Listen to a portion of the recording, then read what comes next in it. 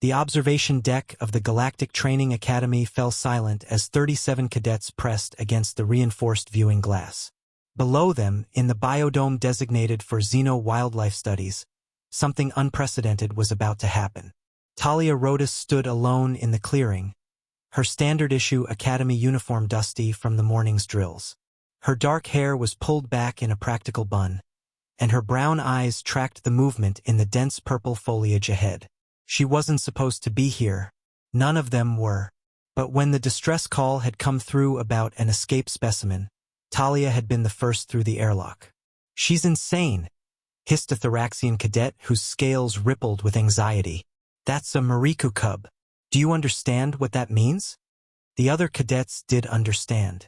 Moriku were apex predators from Gamma Serpentis for a death world that made Earth look like a resort planet. Adult Moriku stood 3 meters tall, possessed retractable crystalline claws that could slice through durasteel, and had a bite force measured in the tens of thousands of psi. Their cubs, while smaller, were still perfectly capable of killing most sentient species. This particular cub had escaped from the xenobiology labs 2 hours ago. It had already injured 3 security personnel and sent a Krell warrior, a species known for their combat prowess, fleeing for medical attention. "Someone needs to stop her," whispered Jalna, a methane-breathing Corvian whose translator crackled with distortion. "Rhodess is going to be torn apart." But no one moved. They all knew that by the time they reached the biodome floor, it would already be over. In the clearing below, Talia remained motionless. She could hear the cub now. Heavy breathing, the crunch of vegetation, and the low rumble that reverberated through the ground. Standard protocol dictated that she should activate the emergency stasis field, retreat to the airlock, and let the automated systems handle the situation. Talia had never been good at following standard protocol. The foliage exploded outward as the Moriku cub burst into the clearing. It was massive, already the size of an earth lion, with midnight black fur that shimmered with bioluminescent patterns. Its 6 eyes, arranged in 2 rows across its elongated skull, fixed on Talia with predatory intensity. Saliva dripped from its jaws, each tooth as long as a human finger. The creature roared. The sound made several cadets in the observation deck cover their auditory organs. Then it charged.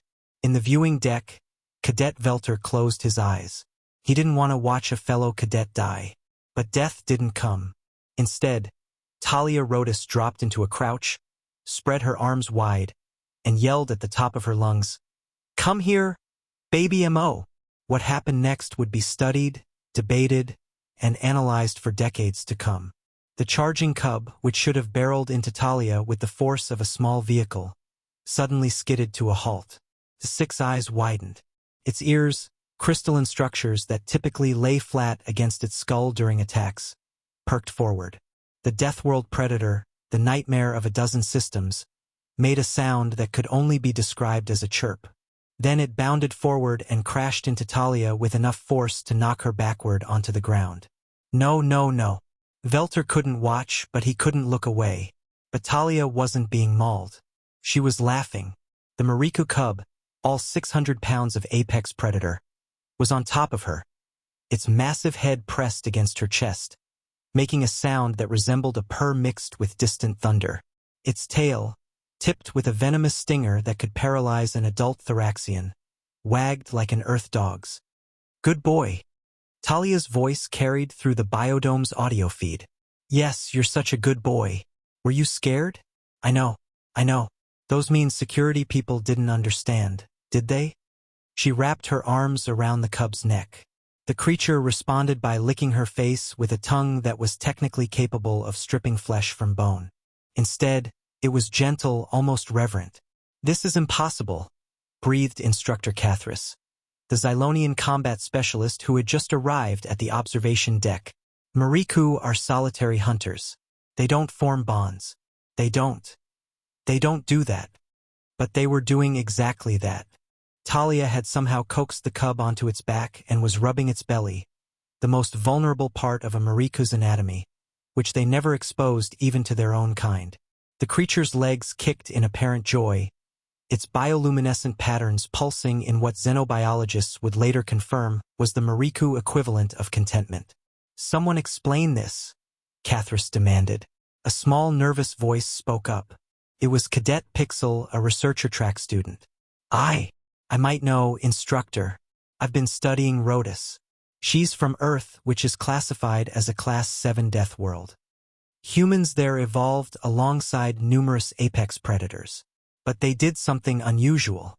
They domesticated many of them, turned them into companions. They called them pets. Pets. Cathris's translator struggled with the concept. Yes, instructor. Earth has documentation of humans forming emotional bonds with creatures that should, by all logic, kill them. They have a term for it: cute aggression.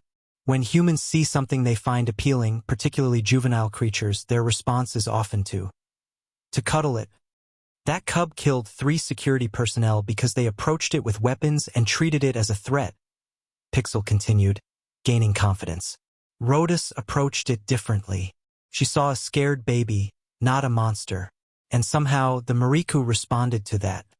In the biodome, Talia had finally stood up, still scratching behind the cub's ears, a spot that made its back leg thump against the ground.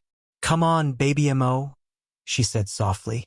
"Let's get you back to somewhere safe, somewhere with food and toys. Would you like that?" The cub chirped again and pressed against her leg. As Talia led the deadly predator back toward the xenobiology labs like it was nothing more than an oversized puppy, the cadets in the observation deck stood in stunned silence. Finally, Velter spoke what they were all thinking. "Humans are terrifying." Instructor Cathris watched Talia Rhodess disappear through the airlock, the supposedly uncontrollable apex predator following her like a devoted shadow. The instructor's mandibles clicked in what might have been respect. "No, Cadet," Cathris said quietly. "Humans are something far more dangerous than terrifying. They're compassionate, and apparently nothing in the galaxy is immune to that."